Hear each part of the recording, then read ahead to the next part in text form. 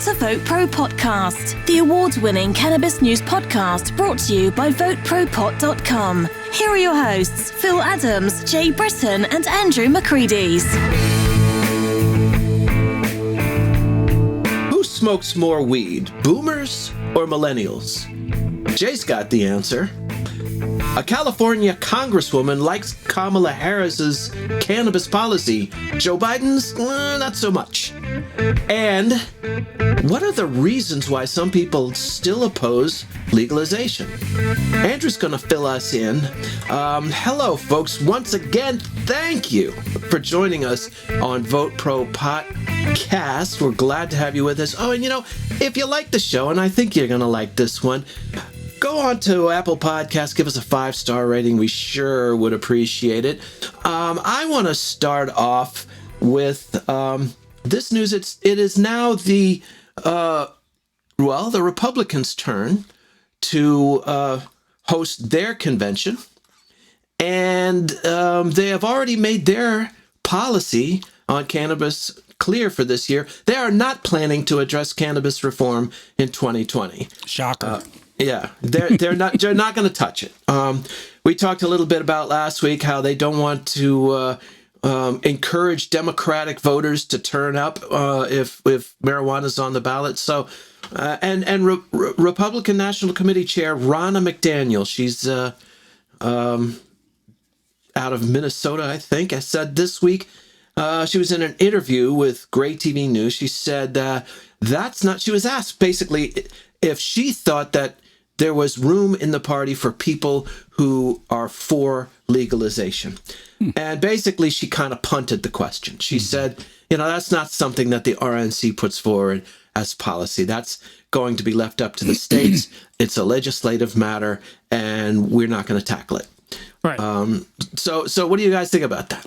I remember when we were talking about legalization at the end of the year. We were predicting, have our predictions for the year. And we were saying, well, I don't know if it's going to be an issue in this election.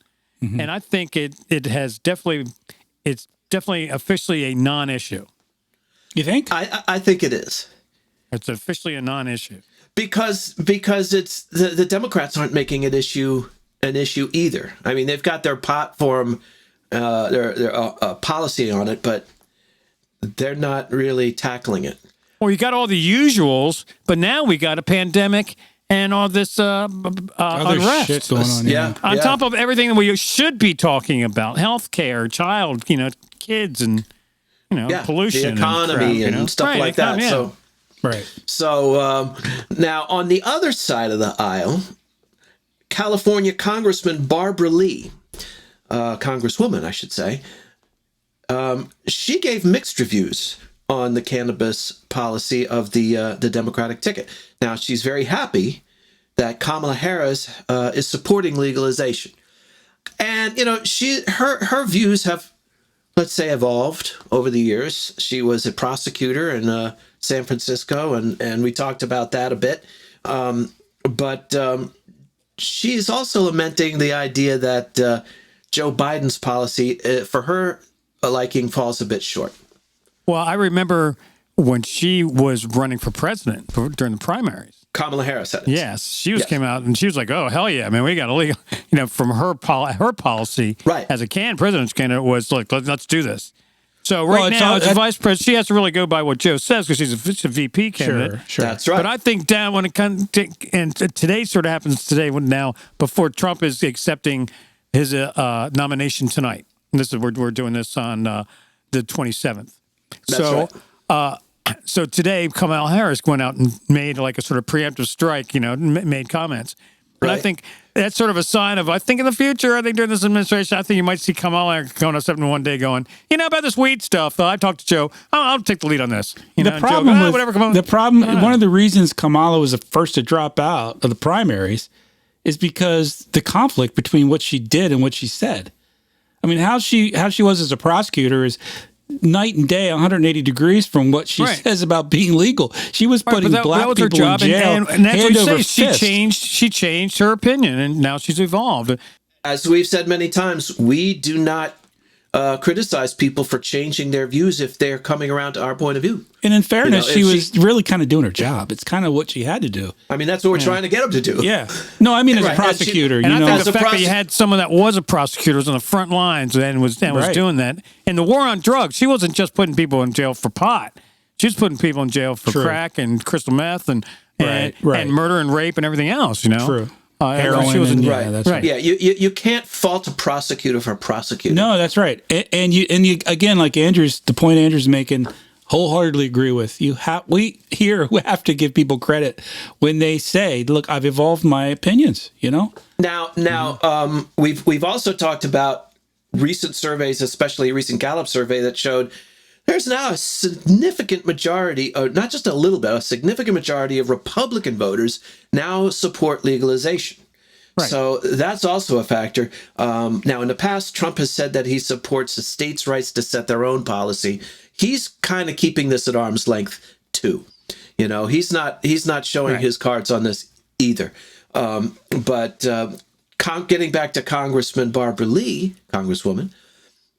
she seemed confident that, over time, here's what she said. She said, just as President Obama evolved around marriage equality, Joe Biden's going to have to evolve around legalization. So, people's views, sometimes they change because of the situation, because of the politics of the day, whatever the reason is. If they come around to favoring legalization, good on them. Yeah, and it's hard sitting here because we kind of have blinders on. We see everything through a cannabis windshield. You know what I mean? So, and Andrew was saying how he doesn't think it's high on a priority list, and I'm sure he's right. But to us, it kind of feels like it is. But I think one of the things that's really pushing it along with people like Barbara Lee and others is the criminal justice thing, because it really is a huge part of this. So many people are in jail, been arrested, some people for long periods of time for, possession of small quantities, nonviolent. And that really is, I don't care what side of the aisle you're on. If you look at that, you have to say, that's just it's a human rights issue. Right. It really is. It's also talking about it's against the war on drugs, which isn't just cannabis. Yes. No, that's right. And cannabis is a great example of why there shouldn't be a war on drugs and how it hasn't been effective at all. If anything, I mean, cannabis is more popular than it's ever been. Yeah. Right. Yeah, it's not working too well. As always, we're going to keep you guys, our listeners, up to date on what's going on. And as things change and as the campaign moves along, we will keep you abreast of the situation. You said something during that, which made me think of something else. A lot of these people who are against cannabis are doing so strictly because, they have these certain values. I mean, they have these beliefs. Now, I'm sorry, I'm against alcohol. I don't believe people should be drinking alcohol. Now, if you are one of those types of people, just because you're that type of person, by definition, you got to be against cannabis as well. All those people are just, I'm against cannabis because you shouldn't do cannabis. I mean, it's kind of reasonable, yeah. Right. I see what you're saying. Right, and they firmly believe it, and down to their souls that you shouldn't be doing it. But then there's other people. Now, basically, I'm talking now about the reasons why people are still against cannabis.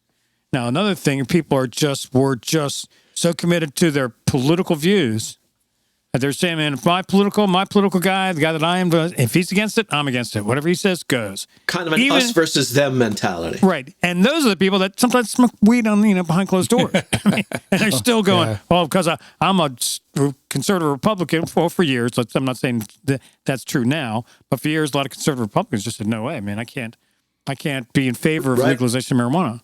Right over here, man.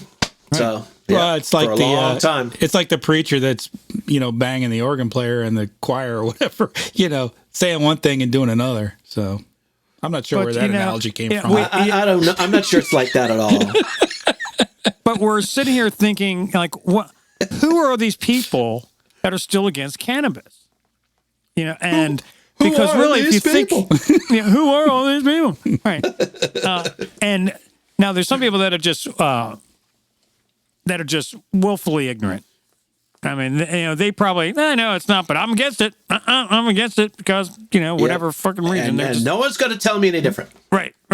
They're just willfully ignorant. Or a generational thing, maybe. Right. But then there's some people that just still fucking believe the myth. They just don't. It's a gateway drug. No, sorry. It's bad stuff, man. It kills brain cells. What about the children? What about the children? You know, it makes sperm, swim in circles or something. That's right. They learned everything they know about marijuana in the 50s, and since then they have learned nothing and they have forgotten nothing. And all these people will still speak out against cannabis, and they support people that are wholeheartedly and effectively fighting cannabis reform. Now, right. The people that I think that are the most effective in fighting cannabis reform, and those are simply the people that benefit from prohibition. Now, if you think about that, I think that's absolutely true. Right, and they say the big ones that they hear the big ones, the people that support financially legislation against legalization, and that's the police unions, the prison unions, and drug rehabilitation companies, and big pharma, and et cetera, and things people like that. Now, why? Now, I'm sure it's true, but why would the police unions want to keep it illegal? And the only thing I can think of is that nailing someone for possession is leverage to nail them or other people for other things. Or it's a revenue, or it's a revenue enhancer. But it also, the downside is that cops are chasing after essentially non-criminal criminals when they, could be actually fighting crime. But no, I didn't say police officers. I said police unions. That's true. You didn't. So yep. And which means, because I've talked to a lot of police officers, and you hear a lot of police officers, and they poll police officers, and the majority of police officers polled said, "Oh, it should definitely be legalized." Yeah, because they're the front lines. They see this shit ain't hurting anybody. It's not even hurting the people doing it. So what's behind the union opposition? Yeah, it's got to be fun, because the funding for every department depends on how many arrests they have, and they pad those numbers with marijuana. It's a head count thing. Well, right? That's what I've heard. I don't know if that's true, if they're still doing that, but for years I've heard that was the story. Yeah. Well, that's and it's a path of least resistance, man. If you got to bust someone for something, busting a guy for a little bit of weed, man, he's probably not going to ever fight back. He's going to make the joke, "Can we stop at Taco Bell on the way to the jail?" Right. And the cops are always, man, don't worry, you'll be fine. You'll be fine. You won't be able to vote or get a good job or get a loan or. Right. And you got the prison infrastructure too. I mean, that their funding comes directly by how many bodies they can put in there, and if they don't put X number of bodies in this year, do we know that to be true? That their funding depends on how many people are in there? It depends on the jurisdiction, but most of the I'm sure they get paid by federal prisons by the and inmate, most of the state prisons. Yeah, that's how they get their funding based on how many inmates they have. Well, that's I have no reason to doubt that. I just wonder. Yeah. Well, let's switch over to a survey I got here. I read an article in Mary Jane today by Mike McPadden. A recent survey determined that baby boomers consume cannabis for medical purposes at twice the rate of millennials, which, that kind of makes sense, right? Because us old farts, we have more medical issues. When it comes to recreational weed, though, those numbers are reversed. The survey responses conducted by Verilife, we're familiar with. And a lot of the numbers in this survey are flipped. Like the boomers against the millennials, it's opposite. Here's some of the results. For boomers, 50% use cannabis primarily as medicine, 28% use weed for recreation, and 22% for both. For the millennials, it was 22% use it for medicine, 49% for recreation, and 29% for both. I think that's kind of logical, kind of makes sense, right? It would make sense that the older folks are looking at the medicinal value because they got aches and pains and problems. Some of the other stats that come out of here suggest that smoking rules for both groups. In other words, that's the preferred method of intake is smoking. 50% of millennials and 39% of millennials and 50% of the old farts like us. Both groups said their weed use has surged during the pandemic. Boomers by 44%. Holy crap! Wow, that's like almost a 50% increase, and 36 for the millennials. Well, they probably have more medical issues to deal with down and more spare time. Yeah, I guess. Yeah, I suppose. And I wonder how many of those in that statistic of the baby boomers are smoking marijuana for medical reasons.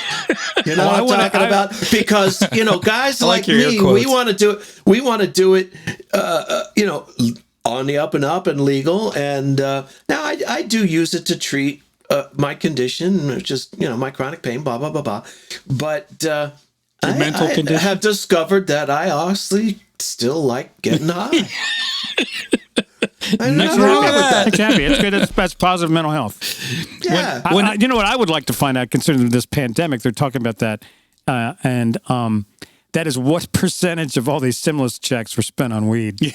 Yeah. I don't know if those are probably not numbers that are readily available. I know, but just think that a lot of, you're sitting there and just all think, you got to check and you're thinking, well, I got a couple extra dollars in the bank this month. Yeah, maybe I got shit to do. Well, no, I'm thinking, maybe I'll pick up some edibles or some tinctures or something. Well, remember last week we were talking to Faye. We had Faye on the show. We were talking about the sort of stigma, that's still around, and that was one of the questions asked. And 50% of both groups, the millennials and the boomers, said, yeah, there's still a stigma. They also largely agree that marijuana possesses inherent health benefits. Boomers agreeing at 90%. So they think 90% of boomers said, yeah, there's a medical value. And millennials was even higher at 92%. A majority of each group also said they'd opt for using medical marijuana over prescription pain meds. So that's good. 61% of boomers. That's what I do. Yeah, and 69. Me too. Yeah, hell yeah. Both boomers and millennials said they spend an average of $76 a month on weed. That's nothing. Nah, I'm just kidding. Andrew spends that. That's a quarter. That's not a quarter of an ounce. Yeah. No, that's not true. You guys are making me out to be like Dean Martin. No, we're just fucking with you, man. Dean Martin. The Dean Martin of weed. No, he's that's cool. You can see the leaves through your little. No, you just like my weed pen. That is awesome. Awesome. Let's see what else we got. VeriLife conducted the survey polling 1,000 self-identified cannabis consumers between May 29th and June 5th of this year. The average age of the boomer was 59, and the average age of the millennial was 31. The gender breakdown was 61% male and 39% female for the boomers, and 51% male and 46% for the millennials. So, well, there you go. It's kind of flipped, Yeah, it is pretty much. Well, cool. So what is being sold during this pandemic? I wonder. I mean, I'm usually, like you say, sticking with mostly smoking flower, but I get some edibles, and I have my balm, which is the balm. The balm, man. It's the balm. I have an article here that talks about the 5 cannabis products that are surging in sales since the pandemic hit. Now, there's probably a lot of people have different, probably reasons or theories of why this is happening. But one thing they've noticed a surge in edibles. Now, I could see that some people are sort of stuck at home. Right. So maybe sometimes their their flower, they're not able to get outside more, so they can't smoke as much flower, so they switched over to edibles. Another product that they've seen a big surge in sales is CBD oil. Now, I think CBD oil is popular. Its popularity was just growing, and it just came out of the last season when all these hemp farmers grew all this CBD hemp, and the price of CBD oil just plummeted. Yeah. And everyone was out there who just started these CBD companies are really promoting it, because there's a lot of brand new CBD companies since the farm bill, and all these hemp farmers, harvested their crop, 9 months ago, whatever it was. Right. So I read something today, Andrew, that said that nationally the hemp prices were starting to balance out a little bit, because they dumped because this season because nowhere near as many hemp farmers grew hemp this year. Oh, okay, right. Gotcha. Not as much supply. Yeah. Well, that makes sense. Yeah. Right. So that's one of the reasons I think, and people are experimenting with hemp. And now tinctures is another thing people have been that's been selling well. That surprises me a little bit. I don't think there's. I didn't think. Now, do you use tinctures, Jay or Andrew? I have, but I don't regularly. No, Some people me just either. like it. It's a alternate to vaping or smoking. Right. And the other thing about a tincture, it really absorbs into and you feel the effect pretty quickly compared to an edible. An edible, yeah. Because it doesn't absorb through the mouth as well as, I guess. Because I was using heavy on the CBD tincture that was infused in grapeseed oil. And that was kind of... It wasn't right away, but it was faster than an edible. That's for sure. Right. Mm-hmm. Yeah. Yeah. Well, a lot of people, I think, if you want to tackle the aroma issue, and if you like want to catch a buzz and you've been like smoking a lot and your tolerance starts going up, a lot of people are starting to turn to concentrates. They're dabbing and they're doing butters and what have you. There are so many different kinds too. I've never heard of half of this stuff. Right, or vaping for them. But I think so. A lot of people are turning to these concentrates because again, you can smoke a little bit. You take a couple hits off a concentrate, and you're not stinking up your apartment or your apartment building the way you would do with flour. It's actually a big thing for me. It still is that stigma of the smell. It's one of the reasons I do edibles so much. And I'm in a house, but I still think about it and my neighbors, and I don't know. I can't get past it for some reason. I never smoke in the house. I always smoke outside. So, your neighbors ever bitch about there's a fuck freaking 'em. crazy Who hippie cares? living next door? Tough shit if they do because I'm legal. Yeah, there you go. Yeah, I'm gonna bitch all they want, but no, my neighbors are very nice. So yeah, and the homeowners association and Jay, your neighborhood is. Fucking Nazis compared to Phil's neighborhood. Big time. Oh yeah, big time. Yeah. You've got the kind of horror story HOA over there. But Phil just laughs at him when they talk to him. The neighborhood Nazis. The last thing that is selling well are topicals, and apparently a lot of people are starting to use topicals. And I think one of the reasons for that is people are finding out that cannabis topicals are really effective for joint pain. And people are really they're just starting to sell because the word's getting out that the shit works. Yeah, really.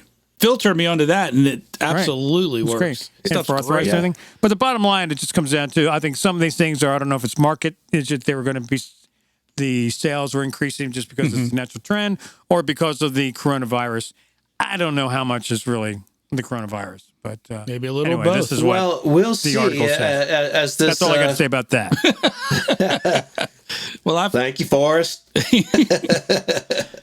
All right, states. Got some state updates for you guys. Florida, let's start there. The Florida Department of Health, which oversees the Office of Medical Marijuana Use, quietly published emergency rules for edible medical marijuana this week.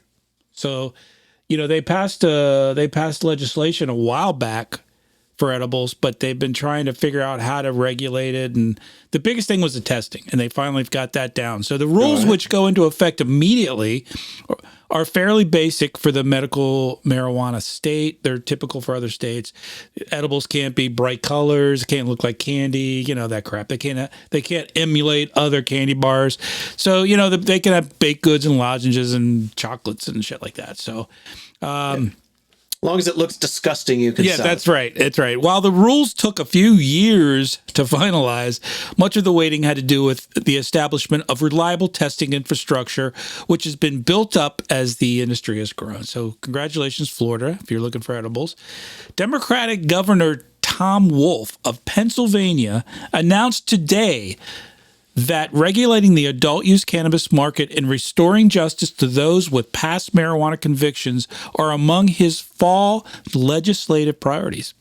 Under state law, the possession of small quantities of cannabis is classified as a criminal misdemeanor, punishable by jail time and a criminal record. In 2019, an estimated 20,000 Pennsylvanians were arrested on minor marijuana possession charges. Unbelievable. That's among the highest in the country for a state. Wonder how much that cost. Think about it. Absolutely. We just talked about it, didn't we? Yeah, exactly. So according to 2019 statewide poll commissioned by Franklin and Marshall University, 58% of registered Pennsylvania voters say that the use of marijuana by adults should be legalized, and most prefer to have cannabis products sold by private retailers. So Pennsylvania looking good for adult use. Maybe. About damn time. Maybe. New Jersey, according to new polling data commissioned by the law firm Branch Eckler LLC and initially reported by Marijuana Moment, 2/3 of likely voters say they will back the November ballot initiative to legalize adult use in New Jersey. So it's looking really good. That's a long time coming. That's a real long time coming. So it's looking really good. 66% of respondents, including 77% of Democrats and 58% of independents, 56% of Republicans said they support adult use legalization. All right, you guys in New Jersey, you know what you got to do. Yeah, man. Get out there and vote pro-pot. And by the way, coming November, New Jersey is one of 4 states where voters will decide on legalization through ballot initiatives, and that's Arizona, Montana. For adult use. Right. That's Arizona, Montana, and South Dakota. And then you got medical coming up in, South Dakota and Mississippi. So South Dakota's doing both at the same time. They got both on the ballot. They've never done that. What I'd like to see, if recreational passes and medical doesn't. Would that be funny? What do you do then? Like, you can smoke it for fun, but not if you feel bad. Right. Yeah. Next is Vermont. In 2018, Vermont lawmakers approved legislation legalizing the personal possession and private cultivation of marijuana by those 21 and older. However, that law did not establish a structure for the retail production and sale of cannabis. The pending legislation establishes rules and regulations governing the statewide commercial cannabis industry. The measure provides regulations for licensed producers and retailers, establishes tax rates and so forth and so on. So a bicameral conference committee met last week in an effort to reconcile a dueling bill. It's a Bill 54, which regulates the commercial production and retail sale. The committee members are debating whether individual towns and municipalities that wish to do so can opt out of the law. Well, that's not uncommon. You know, they do that in California. They do it in California, right? So lawmakers are also divided on whether or not enforcement should be, law enforcement should be able to engage in provisional use of saliva tests for drivers suspected of being under the influence. The word on the street is the House and the Senate are going to get together on this, and it's going to go through. So they've been waiting since 2018 in Vermont. Go Vermont. And finally, the great Commonwealth of Virginia, where I reside. Your home state. Where I reside. This was in the news this week. You guys might have seen it locally. The mayor of Richmond, LeVar Stoney, sent a letter to the governor, the House of Delegates Speaker, and the Senate Majority Leader calling for legalization and regulation of marijuana and the automatic expungement of past convictions in this year's special session. So a guy named Stoney's calling for legalization. I know. Is that right? I know. Love it. You gotta love it. The problem is it's nothing's going to happen with it. It's a special session, but the good thing is a joint legislative audit and review commission is undertaking a study, please. You always got to have a fucking study. And the state has convened at a marijuana legalization work group with both reports due in advance of the 2021 General Assembly. So the takeaway is, for us guys here in Virginia, next year's looking pretty good. We might get flowers. So, all right. Yeah. All right. We shall see. So that was a joint legislative study. Right. Good. Okay. just making sure I got that right. Well, thanks for those state updates. That's some encouraging news. Yeah. Really, really across the board. On the front. Now, here's a article that may be near and dear to Andrew's heart. Colorado Senator Cory Gardner has been in touch with the Department of Agriculture. He and some of his Senate colleagues, they wrote a letter to Sonny Perdue. He's the Secretary of Agriculture. They want him to hold off implementation of the final rules governing the U.S. hemp industry. He said they want to delay the rule pending consultation with stakeholders and especially with state regulators. He said, quote, to encourage greater flexibility for farmers and encourage innovation in the industry. So essentially, the letter says that they want to make sure these rules will help the cannabis or the hemp industry to thrive. Now, earlier this month, Chuck Schumer, who you also know as the Senate Majority Leader, he sent basically the same letter to Purdue saying only he wants to delay implementation until 2022. I don't know if they're going to be able to hold off that long, but I think that, Cory Gardner in Colorado probably knows whereof he speaks when it comes to hemp industry and, the rules that govern it. What say you, Andrew? Well, the thing about it, when it comes to the Farm Bill and hemp farmers, this really pertains to the hemp farmers that are growing CBD flower style hemp. If you're growing fiber hemp for which I really haven't seen anyone doing. Is that right? No, industrial, for industrial, just for fiber or for really nobody for the seeds. And considering how useful it is, but right, anyway. and now there's really no regular. I mean, if you just make fabric or cement out of it, I mean, what the hell? Mm-hmm. But everyone's trying to grow the CBD because that's where all the money is. I mean, it's like a lot. Gotcha. A lot more money per acre. Gotcha. They've got to figure it out. I mean, come on, guys. Yeah, they've been dragging these poor guys, these poor farmers, and no big industrial farms are doing it. It's all these small, mom and pop farms. Right. The backbone of America, man. You got to give these guys, something to work with. Right. 100%. It's wrong, man. I've seen it. I know a couple of these hemp farmers personally, and one guy is just, fortunately, he was able to eat the loss. Wow. But he just. But they can't all do that, and he can't do that too many times. Right. I know another hemp farmer who was super proactive, got it cured and everything. He has it all down either to a concentrate or in vacuum sealed bags, and it's in climate control, cool, dark place. And he's trying to, see if he can hold it, maintain its value. Sure. Because so he can sell it, right. The smart guy, not the smart guys, the ones that were fortunate enough, grew a really good product, turned it into oil, just the crude oil, the first pressing, I guess you could say. Right. And the first extraction. And extra virgin hemp oil. Right. Well, no, it's before it's the crude hemp oil. It's before the waxes and everything else are filtered out. So you just get that, and it's good for 3.5 years. Ah. And then it depends on what you do with it. If you're going to make a topical, you just use that. But if depends what you do, then you further process it. But that's what some hemp farmers did. But I don't know, I feel sorry for the hemp farmers. I go off on a raid, and I sort of a rant there. But whatever they can do for these guys, they got to do something. I mean, really got to do something now. And do something now.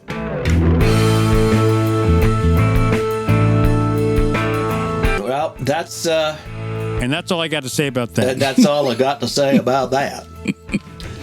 Well, folks, we're really glad you joined us today once again. As I said earlier, if you like the show, we really would love for you to go on Apple Podcasts, give us a 5-star rating, and give us your comments, your questions, your corrections, any information you want to convey or share with other listeners. We'd love to. And what the hell was that? I just dropped my wine glass. Sorry. Yeah, I'm good. All right. I'll clean it up later. That's it. Episode's over. That's it. Ding. And they can also contact us in other ways, of which Jay is about to tell you. Well, go to VoteProPot.com, first of all, and check us out. Send us you said email, right? Podcast at VotePro. I didn't say that, no, but you could. Send us an email at podcast@VoteProPot.com. When you go to our email, check out these awesome mugs. Got a glare They there. hold coffee really or wine, well. Which you could spill all over your desk. Andrew, what you got? Well, a few things. I wanted to say we had Faye on the show last week anyway, but I talked to her today, and she began her classes in the graduate program. Right. For the cannabis thing. Congratulations, and, Actually, she called and we discussed her first assignment, and I mean, I don't know if I helped her, but she is so into it. That's awesome. She is so into it. Yeah, So I just want kudos to Faye. She's doing a great job there, sister. And the other thing is, guys, this November, we need you to get out and vote. So if you're not registered, if you know someone who isn't, they got to register. You're not voting. register now. You got to register now. Please, please, please. So please get out and vote pro pot. And if you want to learn more about cannabis and what's going on in the politics and the culture and the business, you can visit us on all our social networking platforms. We share a lot of information there. So just go to LinkedIn, Facebook, Instagram, and Twitter, and do a search for Vote Pro Pot.